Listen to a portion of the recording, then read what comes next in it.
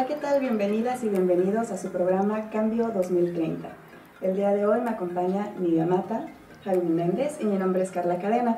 Con mucho gusto les vamos a estar acompañando a lo largo de este programa para explicarles qué son los ODS, como ya lo hemos hecho anteriormente, y el día de hoy vamos a hablar de uno que me parece que no se ha tocado tanto el tema en México. Es el Objetivo del Desarrollo Sostenible número 12, que se llama Producción y Consumo Sostenible. Bueno, ¿qué es la producción y el consumo sostenible? Como hemos mencionado en otros programas, cuando nosotros hablamos de crecimiento económico, muchas veces hemos dejado a un lado los recursos naturales. Nos hemos estado acabando los recursos que tenemos. Muchos países vienen, por ejemplo, a México, se llevan nuestros recursos naturales y ellos obtienen las ganancias. Y quienes pagan las consecuencias somos nosotros. Esta es solamente una de las tantas caras de la problemática que tenemos con el consumo. Por ejemplo, una de las grandes problemáticas es que se cree o se ha creído por muchos años que el cambio climático se ha dado debido a la sobrepoblación, cuando realmente gente viviendo en las comunidades rurales no tiene el mismo impacto que una persona viviendo en la Ciudad de México o en alguna ciudad grande como Nueva York o Londres. Pero bueno, me gustaría también poner algunos casos prácticos, tal vez un poco más aterrizados a México, y que podamos entender las diferentes vertientes de la producción y el consumo sostenible. Bien. Pues fíjate que este tema es bien interesante porque precisamente el Banco Mundial hizo un estudio de cuántas toneladas México desperdicia en comida y se van a asombrar de los números. Más de 20 toneladas anuales se tira de comida en México.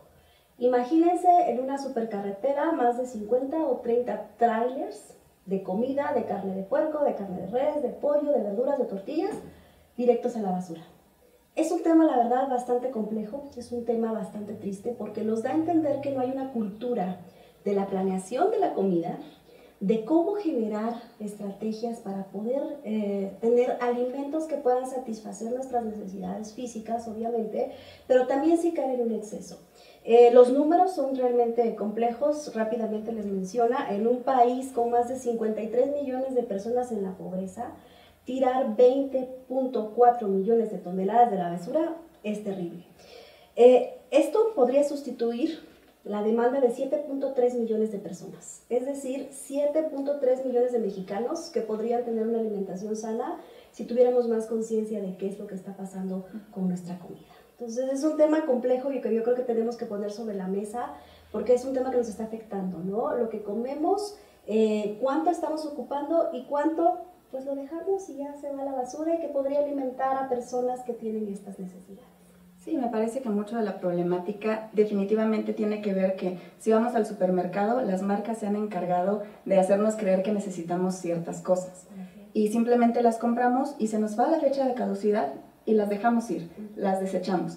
Aunque también creo que hay mucho problema en el transporte del campo a la ciudad. Creo que también es algo en lo que las marcas o las grandes empresas o simplemente las transportadoras deben poner más atención de qué manera hacer más sustentables al momento de traer los alimentos a los consumidores para evitar este tipo de cosas. Entonces me parece que es un reto que tenemos todos, tanto como personas comunes y corrientes como nosotros que vamos al súper o al mercado y saber cuánto vamos a comprar, como también a todas las empresas, las marcas, y las demás personas que están involucradas en esta industria para ver qué podemos mejorar, cómo lo podemos hacer y pues beneficiar también a las personas a quienes les hace falta esta comida, ¿no? Sí, yo creo que son acciones diarias que pasan desapercibidas. Yo recuerdo de niña, cuando no quería ya comer, de repente me decían, no importa, déjalo, ¿no? Pero cuando uno crece y empieza a informarse y adentrarse a la repercusión de que no nada más es una acción, sino es la suma de todos los habitantes de tu estado, de tu país y del mundo entero, que ya pues representan cifras alarmantes como lo mencionaba Nidia. Y tiene también que ver con una falta de conciencia, no solamente con lo que estamos consumiendo, sino de dónde viene lo que estamos consumiendo. Esto tiene que ver directamente con que muy pocas personas saben que lo que consumen, y no saber de dónde viene repercute en su huella ecológica. Es decir, estamos generando una carga al mundo que no puede ya soportar, ¿no? La huella ecológica en términos coloquiales sería las porciones de tierra, hectáreas que necesitaríamos para que una persona pueda satisfacer sus necesidades alimentarias, de energía, pues que le permitan subsistir. Por ejemplo, la huella ecológica que se establece como normal debería de ser de 1.8 hectáreas por persona. El mundo está teniendo niveles de 2.4 hectáreas y en México de 3.7 hectáreas por persona. Es decir, lo que estamos consumiendo no en próximos décadas, años, va a ser insuficiente lo que existe en el mundo para satisfacer nuestras necesidades alimenticias. Lo que comentas me parece que es, bueno, con lo que comentas me parece que es importante mencionar lo que se llama el Día del Exceso de la Tierra. Tú dices que necesitamos cierta cantidad de hectáreas y ya las hemos rebasado. En agosto, en los primeros días de agosto, nosotros alcanzamos el límite de recursos naturales, es decir, en los recursos naturales que íbamos a necesitar de enero a diciembre de 2018, nos los acabamos en agosto. Eso es el Día del Exceso de la Tierra. Y desde 1970 esta fecha va llegando todavía más pronto. Entonces, es efectivamente ver de dónde estamos consumiendo, qué estamos consumiendo. Es una realidad que mientras la economía de ciertas familias va mejorando o va incrementando, nosotros queremos cambiar nuestra dieta. Queremos comer más carne, lo que implica incrementar nuestra huella de carbono, porque tal vez muy pocas personas sabrán que mientras más carne comemos, más gases de efecto invernadero estamos generando. ¿A qué nos lleva esto? Al cambio climático. Nos estamos quejando de que hace mucho calor en noviembre, por ejemplo, no sentimos el frío de muertos, no sabemos cómo nos va a ir en diciembre, no sabemos cómo nos va a ir en Semana Santa. Y todo esto tiene que ver con qué estamos comiendo. Así es. Hay muchas más cosas involucradas, ¿no? Por ejemplo, cómo nos transportamos, pero aquí hablando de producción y consumo responsable, tiene mucho que ver la agricultura. Sin duda. Pareciera que el paradigma del desarrollo tiende a generar que la abundancia es la clave para tener una vida satisfactoria y llegar a la felicidad. Pero nos damos cuenta que ese exceso de abundancia está llegando a un desperdicio abismal, tan solo en términos económicos. El porcentaje o lo que le cuesta a México poder tirar toda esa basura es de 491 mil millones de pesos, lo equivalente a 12 veces el presupuesto que tiene la UNAM, que en el 2017 fue de más de 40 mil millones de pesos. Entonces, es aproximadamente el 34% del producto, ¿no?, de desarrollo económico que estamos poniendo en el desperdicio de la comida. Y eso pues está implicando temas económicos y de hambre cero que también afectan, ¿no?, en este ODS. Creo que de lo que comentas, me gustaría hacer hincapié en que cuando vamos al mercado o al supermercado, donde sea que ustedes gusten hacer sus compras, muchas veces, por ejemplo, yo si voy con mi abuelita o mi mamá, me ven como la joven que no sabe escoger la verdura. Y si agarro una que se ve fea, me dicen, no, ahí déjala, porque esa está fea. Y esto incrementa o viene dentro de las cifras que tú nos estás dando. Entonces, a mí me gustaría hacer el hincapié en que no porque la verdura o la fruta esté fea significa que no la podemos comer. Sí, o también cuando nosotros nos encontramos con las diferentes especies de frutas o de verduras, que no es lo mismo encontrar una en el supermercado que está grande, que brilla, a encontrar una en el mercado que es pequeña y un poco opaca, ¿no? Nos vamos por cómo se ve y en realidad no estamos valorando que la pequeña puede tener o venir de una agricultura sustentable, ¿no?, de la que se vende en los mercados. Y de ese es el caso que yo quería compartir el día de hoy. Se han estado haciendo esfuerzos para que esto cambie, ¿no? La agricultura representa, la forma de producción de la agricultura representa una alternativa, pues una esperanza para poder alcanzar una producción y un consumo responsable, porque actualmente el 22% de las emisiones de gases de efecto invernadero provienen de la agricultura. Entonces, una agricultura sustentable, pues lo que busca es que en su producción haya mecanismos naturales de conservación, que no se cambie el uso de suelo, porque lo que ha estado pasando es que para poder tener nuestros alimentos se han devastado bosques y entonces ello repercute aún más en el cambio climático. En Oaxaca se ha llevado a cabo año con año la Feria Estatal de la Agrobiodiversidad, un evento muy importante en donde se intercambian saberes comunitarios sobre el uso del maíz, la producción sustentable del maíz, porque tal vez no lo sabíamos, pero hay que decirlo, Oaxaca es la cuna ancestral de la domesticación del maíz. Y lo tenemos a unos cuantos minutos en el ejido Zapata, Unión Zapata, en donde se realiza año con año esta Feria de la Agrodiversidad, y pues que representa una alternativa para poder hacer acciones de agricultura sustentable. Me gusta lo que mencionas acerca de que tenemos que regresar a visiones ancestrales, prácticas ancestrales, que converge con lo que tú habías comentado justo hace un momento, que nos han hecho pensar en esta época capitalista, que mientras más tenemos, es como que eres más exitoso. Podríamos voltear a ver a nuestras comunidades indígenas, ellos viven plenamente sin esta necesidad de tener tantas cosas. Sobreexplotarlo. Exactamente, porque sí podemos aprender algo, y creo que grandes universidades como la Universidad de Yale hizo apenas un estudio en donde dice que las grandes empresas y las grandes comunidades de los países desarrollados o del norte global están volteando a ver las prácticas indígenas ancestrales, porque ellos consideran que realmente son mucho más sustentables que lo que tenemos ahora. Regresar nuevamente a lo básico, ¿no? Exactamente. Sin embargo, creo que también hay que considerar ciertos factores.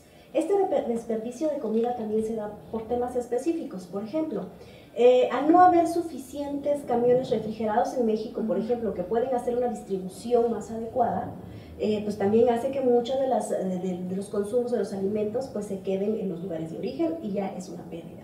También cómo podemos en temporadas específicas no sembrar el mismo producto, porque también cuando hay exceso de un producto en el mercado, pues el precio tiende a bajar. Y entonces ese es otro problema. ¿Cómo atendemos el poder generar, sembrar, ¿no?, en diferentes tiempos del año diferentes productos que puedan servir para el consumo? También la demanda pues no planificada de los restaurantes, de los hoteles, de este concepto buffet que todos disfrutamos, pero habríamos que preguntarnos, bueno, al término del día, ¿qué hacen con esta comida? ¿Sirve para algún proceso de donación a algún albergue o a alguien que lo necesite? En fin, son muchas estrategias que tenemos que considerar para poder tener claro qué podemos hacer nosotros para poder disminuir ese desgaste, porque realmente es muy triste saber que tanta comida pues se va a la basura y que no tiene un fin que podría alimentar a más mexicanos y mexicanas que tienen una necesidad increíble de poder comer. Entonces hay que ponernos manos a la obra para hacer algo al respecto, ¿no? Efectivamente, Nidia, creo que hay mucho que debemos hacer todavía. Y bueno, ahora cambiando un poco del tema, pero todavía dentro de producción y consumo responsable, me gustaría hablar de algo que tal vez no vemos porque muchos estamos en la ciudad y lejos del océano. Pero en el Océano Pacífico hay una isla de basura de 1.6 millones de kilómetros cuadrados. Esto equivale posiblemente al todo el tamaño de Honduras, a todo el tamaño de 2 países de Centroamérica. ¿Y cómo llegamos aquí? Por nuestro exceso de consumo. Porque nosotros no hemos podido empezar a usar, por ejemplo, materiales que nos puedan servir por muchos días. Nos gusta usar botellas de PET que podemos desechar, y a veces nosotros creemos que porque nos deshacemos de la basura ya no existe el problema.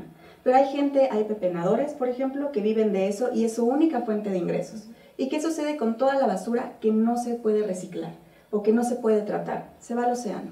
Y el problema, retomando que los ODS están todos interconectados, no solamente afecta socialmente a las personas, sino que toda la basura que se va al océano está afectando a la vida marina.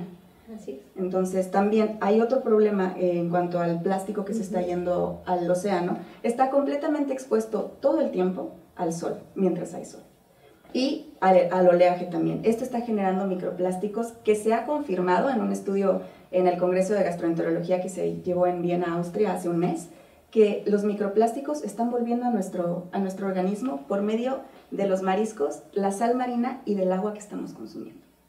Entonces, qué difícil. Efectivamente. Me gustaría saber si nos pueden dar acciones, qué opinan ustedes acerca de cómo esto nos ha afectado.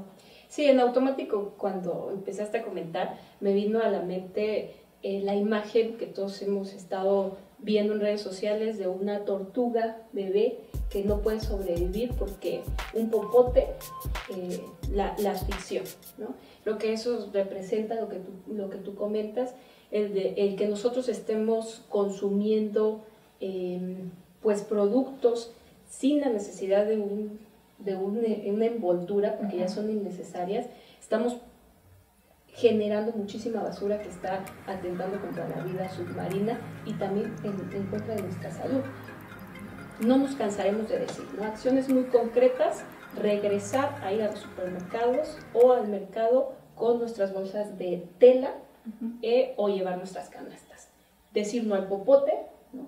E incentivar a nuestros proveedores, tiendas, negocios a los que asistamos a que eviten el vender o el otorgar bolsas de plástico. Y los artículos de un solo uso, ¿no? Que claro. Si vamos al café también porque nos dan el vasito de cartón, creemos que es más biodegradable, pero no siempre es así. Así es.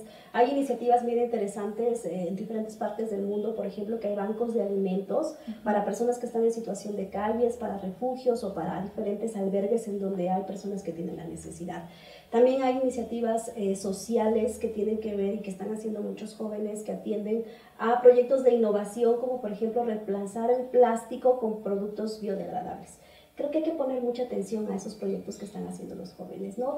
Tener una cultura de voluntariado también, porque cuando tienes esa cultura de poder servir a otro ser humano, entiendes mucho esas necesidades que puedes generar. Entonces, yo creo que si estamos en casa fin de semana, antes de ir al mercado o al súper a hacer la compra, ver qué productos ya no me sirven, llevártelos y en el camino puedes encontrar a alguien que los pueda usar. Acciones simples para llegar a un cambio concreto. Exactamente, cambiar nuestras actitudes día a día para poder hacer un cambio justo ahora y para las generaciones que vienen. No nos vamos a cansar de hablar de la justicia intergeneracional. Hay que pensar en nuestros hijos, en nuestros nietos, porque si bien nos planteamos los objetivos para 2030, yo creo que nuestro gran desafío es el 2050, cuando la población pueda llegar a 10 billones de personas. Y vamos a necesitar más recursos naturales, que no sé de dónde los vamos a sacar posiblemente. Esto fue todo por hoy. Les agradecemos que hayan estado con nosotros y los esperamos en nuestra próxima emisión de Cambio 2030. Yo soy Carla Cadena, estuve acompañada de Nidia Mata y de Jaime Méndez y los esperamos la próxima.